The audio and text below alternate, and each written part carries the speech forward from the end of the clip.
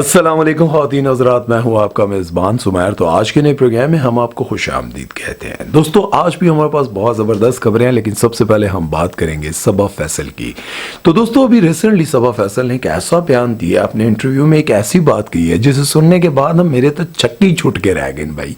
وہ کہتی ہیں کہ آج بھی مجھے 20-22 سال کے لڑکے پرپوز کرتے ہیں، مجھے آئی لو یو کہتے ہیں اور میرے پہ مرتے مٹتے ہیں۔ کہتے ہیں اگر آپ ہاں کر دیں ہم سے شادی کے لیے تو ہم دنیا کی ہر چیز کو چھوڑ دیں گے، مطلب ہر رشتے کو چھوڑ دیں گے اور آپ سے نبھائیں گے۔ بھائی بات سمجھ میں یہ نہیں آتی کہ صبا فیصل ہی اکثر ایسی کسی نہ کسی کنٹروورسی میں کیوں پھنستی ہیں۔ آج سے کچھ عرصہ پہلے کی بات ہے کہ صبا فیصل نے جب اپنے فیس کی سرجری کروائی تھی اور اپنے آپ کو اتنا مینٹین کیا کہ 60-65 سال کی عمر میں بھی آج بھی وہ 35-40 سال کی لگ رہی ہیں۔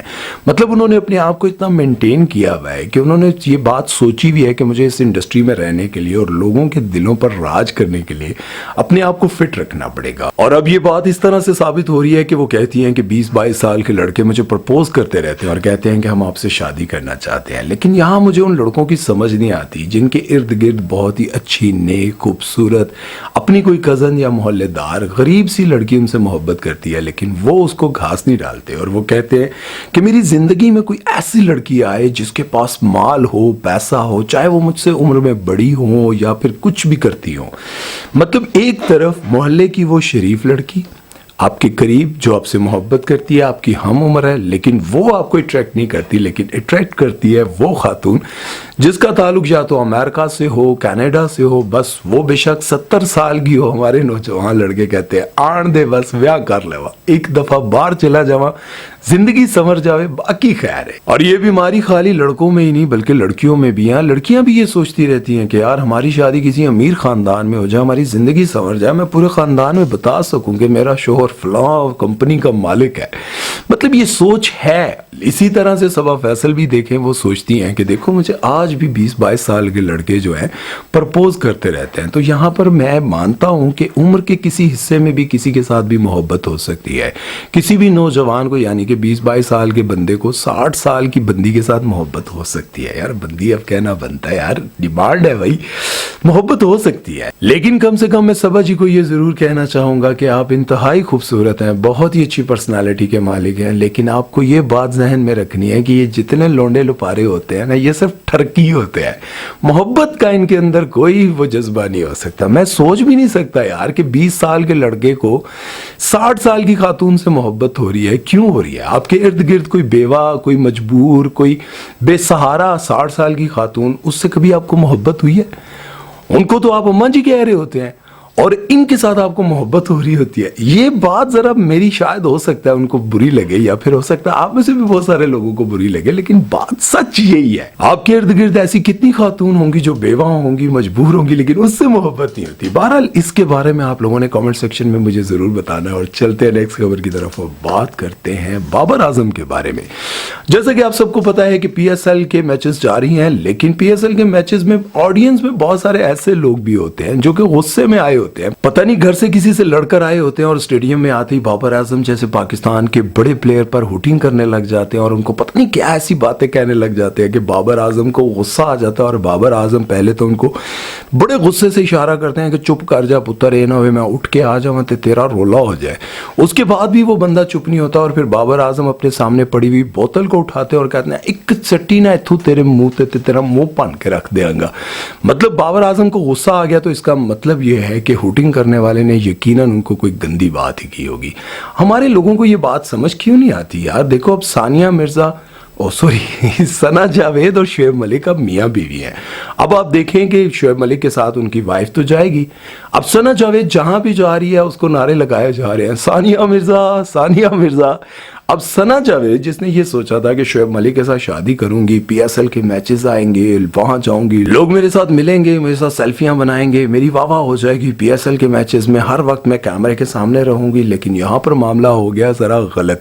ثنا جاوید جہاں بھی جا رہی ہیں، اسٹیڈیم میں کسی بھی جگہ جاتی ہیں تو آواز آتی ہے ثانیہ مرزا، ثانیہ مرزا، ثانیہ مرزا۔ یار یہ بات ذرا نا سمجھ سے باہر ہے۔ اور اس بار تو ثنا جاوید بھی غصے میں آ کے ایسے دیکھتی ہے، میں کہتا ہوں کہ مجھے یوں لگ رہا تھا کہ یہ پڑ جائیں گی بندے کو اور گالیاں دینے لگ جائیں گی کہ نہیں میں نہیں دے سکتا. لیکن یہاں اگر یہ بات کی جائے کہ ثنا جاوید نے اپنے اتنے اچھے خوبصورت ہسبینڈ کو چھوڑ دیا اور شعیب ملک کے ساتھ شادی کر دی, تو عمیر جسوال بھی سوچتے ہوں گے کہ یار آخر مجھ میں کیا کمی تھی. لیکن اب ثنا جاوید کو شاید یہ لگتا ہو کہ اے بیاہ کر کے تو میں غلطی کر دیتی ہے. مطلب میں جہاں جاتی ہوں لوگ میرا یا شعیب ملک کا نام لینے کے بجائے ثانیہ مرزا کا نام لیتے رہتے ہیں. تو یار یہ زیادتی ہے. ویسے آپ لوگ اتنا کیوں تنگ کر دیتے ہیں؟ جیسے پچھلے دنوں آپ لوگوں نے دیکھا تھا بلال سعید کو اتنا زیادہ تنگ کیا تھا کہ وہ اپنا شو چھوڑ کر چلے گئے, بلکہ وہ تو مائک مارنے لگ گئے تھے. اور اتنا غصہ آخر کس بات پر آیا ہوگا؟ کچھ نہ کچھ تو ایسا آپ لوگ کرتے ہیں کہ یار سٹارز کو غصہ آ جاتا ہے. انج نہ کریا کرو یار, اس طرح بدنامی ہوتی ہے.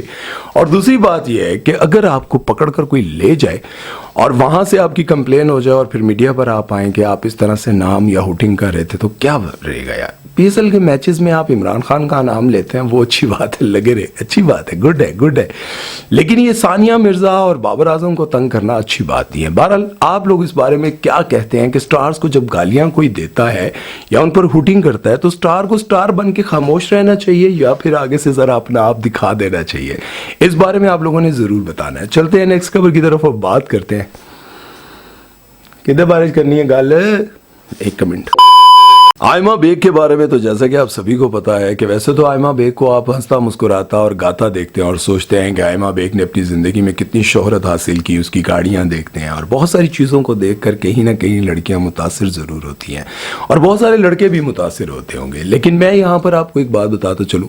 ابھی ریسنٹلی انہوں نے بٹ صاحب کو, احمد علی بٹ کو انٹرویو دیتے ہوئے یعنی کہ ان کے پوڈ کاسٹ میں بتایا کہ جب میرا بریک اپ ہوا تھا نا تو میں زندگی کے اس موڑ پر جا پہنچی تھی کہ مجھے یوں لگتا تھا کہ اب مجھے خودکشی کر لینی چاہیے, مجھے اپنی زندگی کو ختم کر دینا چاہیے. اس کی وجہ یہ ہے کہ سوشل میڈیا پر اور ہر جگہ میرے رشتے کو لے کر اتنا زیادہ ڈسکس کیا جا رہا تھا اور میرے پر ہی کیچڑ اچھالا جا رہا تھا. بس ان ساری باتوں کو دیکھتے ہوئے مجھے یوں لگتا تھا کہ اب اس زندگی کا فائدہ ہی کوئی نہیں. میں نے اتنی اچھی زندگی گزاری ہے, اتنا فیم حاصل کیا, اتنا روپیہ پیسہ کمایا ہے, لیکن اب آ کر اگر میری زندگی میں اتنی بدنامی آ رہی ہے اور مجھے اتنی تکلیف ہو رہی ہے تو مجھے خودکشی کر لینی چاہیے. لیکن اس کے بعد آپ نے دیکھا ہوگا آئمہ بیگ کی بہت ساری ایسی ویڈیوز بھی سامنے آئی, بلکہ ایک دفعہ تو لائیو انٹرویو چل رہا تھا اور اس میں یہ بالکل ایسے لگ رہا تھا جیسے نشے میں ہے. یہ میں نہیں کہہ رہا, وہ ویڈیو بھی آپ لوگوں نے دیکھا ہوگا. اگر نہیں دیکھا تو میں کہتا ہوں اپنے ایڈیٹر کو کہ وہ چلا دے.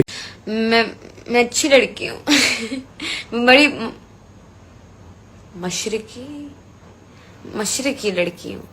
مشرقی ہوتا ہے نا. آپ لوگ دیکھیے گا کہ اس میں وہ لگ رہا ہے بالکل وہ نشے میں, اور اسی طرح کی ان کی بہت ساری چیزیں سامنے آنے لگی. اس کے بعد ان کے جو ایکس تھے یعنی کہ ان کے جو چاہنے والے جو منگیتر تھے وہ بہت امیر بندہ تھا. مطلب ایک نوجوان لڑکا تھا جس کا نام تھا شہباز شگری جو کہ بہت بڑے فلم پروڈیوسر بھی ہیں یعنی کہ مالدار بندے ہیں اور ڈرامہ ایکٹر بھی ہیں. لیکن آپ کو پتا ہے کہ لوگ یہ کہتے ہیں کہ آئمہ بیگ کو اس وقت زیادہ تکلیف اس لیے ہوئی کہ اتنا امیر بندہ جس کے ساتھ میرا ایک چکر تھا, منگیتر تھا میرا, وہ میرے ہاتھ سے نکل گیا. اس بات کا ان کو دکھ تھا. اس بات کا دکھ نہیں تھا کہ میرا رشتہ ٹوٹ گیا یا میرے پر ہوٹنگ ہو رہی ہے. انڈسٹری کے وہ لوگ جو ان کے ساتھ اٹھتے بیٹھتے تھے انہوں نے یہ کہنا شروع کر دیا کہ اس کو اس بات کا دکھ ہو رہا ہے کہ شہباز شگری نے مجھے چھوڑ دیا اور سوشل میڈیا پر میرے بارے میں یہ کچھ کہا جا رہا ہے. دکھ اس وقت کیوں نہیں ہوا جب ان کے باپ نے کہا تھا کہ اگر تم نے یہ گانے بجانے کا کام کرنا ہے نا تو اپنے نام سے بیگ ہٹا دو.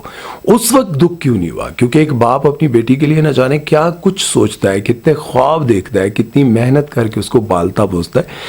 خیر اب تو خیر انہوں نے میرا خیال ہے راضی بھی کر لیا ہوگا, لیکن اس وقت دکھ ہونا چاہیے تھا. اور اس کے بعد سوشل میڈیا پر انہوں نے حد ہی کر دی, مطلب یہ ثابت کرنے کے لیے کہ میں بہت خوش ہوں شہباز شگری تمہارے بغیر. اس کے بعد ان کو بہت زیادہ ہیٹ بھی ملتا رہا, کہیں نہ کہیں کبھی نہ کبھی کوئی ایسا وقت آتا رہا جب یہ کنٹروورسی میں پھنستی رہی. بہرحال اب انہوں نے انٹرویو دیا تو میں یہ کہنا چاہوں گا کہ یار سوشل میڈیا پر بہت سارے ایسے لوگ جو کسی کی بھی ٹانگ کھینچنے میں لگ جاتے ہیں, نہ کریا کرو یار, تھوڑا ہاتھ ہولا رکھیا کرو.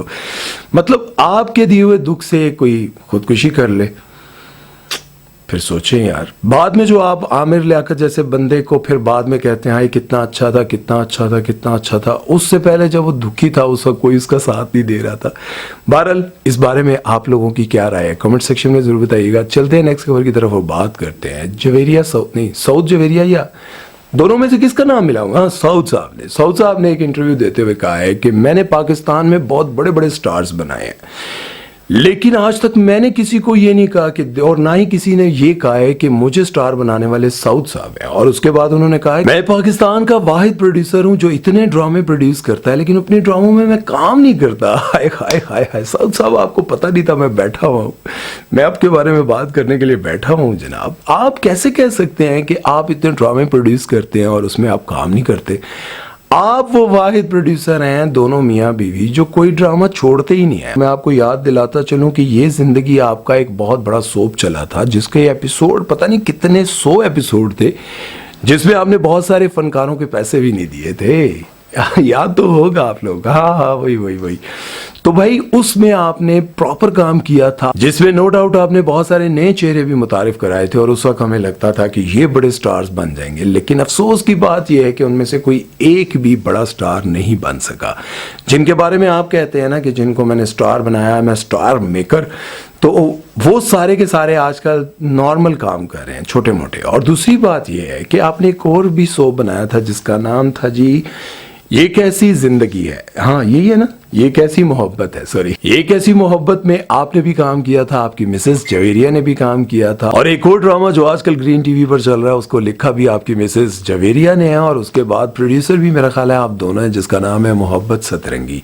उसमें भी आप दोनों ने काम किया। लेकिन यहाँ मैं आपका जरूर साथ देना चाहूंगा जिसके लिए आपने कहा कि ड्रामा सीरियल खुदा और मोहब्बत का जो OST था वो हमने लिखा था और उसका क्रेडिट मुझे नहीं दिया जा रहा। तो मैं आपको यहाँ पर यह बताना चाहता हूँ कि जहां तक मैंने रिसर्च की है कि वो OST, उसका OST जो है वो जवेरिया ने लिखा था और उसका क्रेडिट आजकल जाहिर है।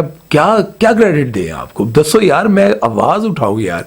और यार क्यों नहीं देंदे तुसी यार क्रेडिट, दियो इन्हों क्रेडिट यार। लेकिन यहाँ मैं आपको सऊद साहब एक बात जरूर कहना चाहूंगा कि चूंकि मैं खुद भी इस फील्ड में बहुत टाइम गुजार चुका हूँ, बहुत सारे डायरेक्टर्स के साथ मेरा उठना बैठना मिलना मिलाना, लेकिन ये एक बात जरूर कहना चाहूंगा कि आप जितना मर्जी किसी को बड़ा स्टार बना दे, लेकिन अगर आपने उसके काम के, उसकी मेहनत के पैसे नहीं दिए ना, वो आपकी कभी रिस्पेक्ट नहीं करेगा। वो कहीं पर बैठ कर नहीं कहेगा कि मुझे सऊद या जवेरिया ने स्टार बनाया। और यही वजह है कि वो बंदा मार्केट में बहुत सारे लोगों के साथ उसके बाद लड़ने लग जाता है। मतलब जब उसे पैसे नहीं मिलता ना तो वो बदतमीजी करता है, और बदतमीजी नहीं करेगा तो खाएगा कहाँ से? जब एक्टिंग करनी है, मतलब घोड़ा अगर घास से यारी लगाएगा तो खाएगा कहाँ से?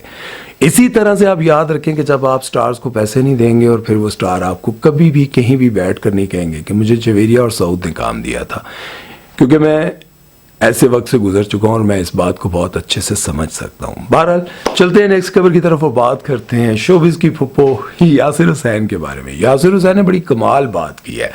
वो कहते हैं कि मुझे काम इसलिए नहीं मिलता क्योंकि मैं पैसे ज्यादा मांगता हूं। मैं इसलिए पैसे ज्यादा मांगता हूं कि एक प्रोड्यूसर जो ड्रामा बनाता है, ड्रामा बनाने के लिए ना तो वो रिहर्सल के लिए किसी को बुलाता है क्योंकि रिहर्सल के लिए वो पैसे मांगेंगे। आज अगर हम आ रहे हैं रिहर्सल के लिए तो हमें इसके भी पैसे दें, और उसके बाद जिस दिन हम शूट पर आएंगे उसके भी हमें पैसे दें। तो यासिर हुसैन कहता है कि एक प्रोड्यूसर है जो कि टीवी से भी पैसे लेता है, यूट्यूब से भी कमाता है, और इतने व्यूज आते हैं, मिलियंस में व्यूज आते हैं। तो इसका मतलब ये है, आमना उनके सामने बैठी थी, आमना सानी कहती हैं कि वो जाहिर है कि हम एक यूट्यूब चैनल चला रहे हैं तो हमें पता है कि अगर व्यूज आपके मिलियंस में आए तो रेवेन्यू कितना बढ़ जाता है। यार इसका आप अंदाजा लगा सकते हैं कि डकी भाई जो कि डेली की एक वीडियो लगाते हैं और उसकी हर वीडियो पर 1.2 मिलियन, 2.2 मिलियन, 4 मिलियन इस तरह से व्यूज आते हैं, और वो महीने का तकरीबन 5 करोड़ रुपए कमाते हैं। चाहे वो फेसबुक और यूट्यूब को मिलाकर कह रहे हो, लेकिन तकरीबन 5 करोड़ रुपया वो महीने का कमाते हैं। तो आप अंदाजा लगाएं कि जिस पर 200 मिलियन और 200 बिलियन व्यूज आ जाएं, जिस ड्रामे पर उस डायरेक्टर को भी वो कहते हैं नहीं देते, सिर्फ प्रोड्यूसर अपनी जेब में वो पैसा रखता है, या टीवी के जो चैनल्स के मालिकान है उनके साथ प्रोड्यूसर की डील चल रही होती है। तो इतना जब वो रुपया पैसा कमाते हैं तो एक्टर्स को क्यों नहीं देते? भाई जी एक्टर केड़ा घट लेंदे पैसे हैं।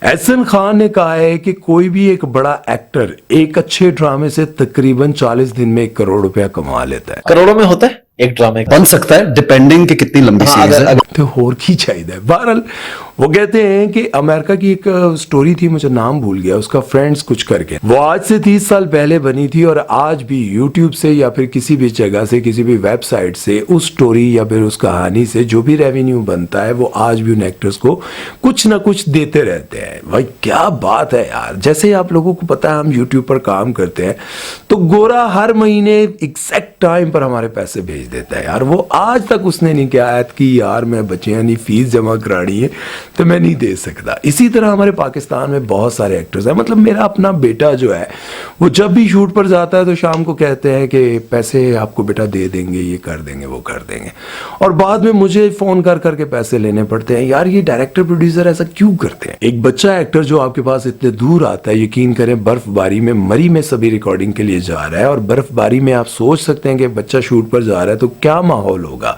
उसके बावजूद शाम को कई बार कह दिया जाता है कि पैसे आपको भेज देंगे, और फिर बाद में 2-2, 3-3 महीने वो पैसे नहीं मिलते, बड़ी मुश्किल से वो पैसे निकलवाने पड़ते हैं। यासिर हुसैन की ये बात बिल्कुल परफेक्ट है, 100% है, लेकिन यासिर साहब तुसी जरा हाथ होला रखो, आजकल जो आपकी फिल्म आने वाली है जिसकी वजह से आप ये बातें करके जरा हाईलाइट आहो, सारा मुझे पता है, कोई बात नहीं, असी भी इसी वजह तो डिस्कस कर रहे हैं। उम्मीद है कि आज का वीडियो आप लोगों को अच्छा लगा होगा। यासिर हुसैन की इस राय के बारे में आप लोगों का क्या कहना है कमेंट सेक्शन में जरूर बताइएगा। अपना बहुत सारा ख्याल रखिएगा, दुआ में याद रखिएगा। सुमैर चौधरी को दीजिए इजाजत, अल्लाह हाफिज।